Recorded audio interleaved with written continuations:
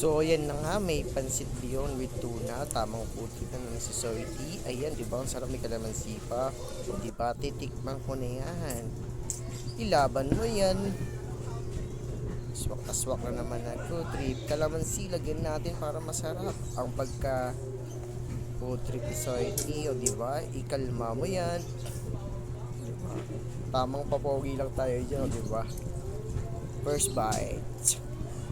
Yeah, umusok-usok pa. Sarap nito, grabe. Try nyo na. Madali lang ito lutuin.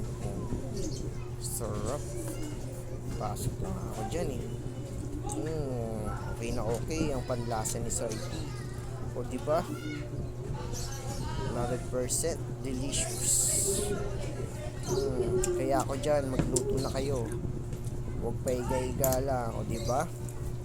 Ganyan dapat ang mindset. Sarap. Diba? So hanggang dito lang ang aking video. Bye. Thank you.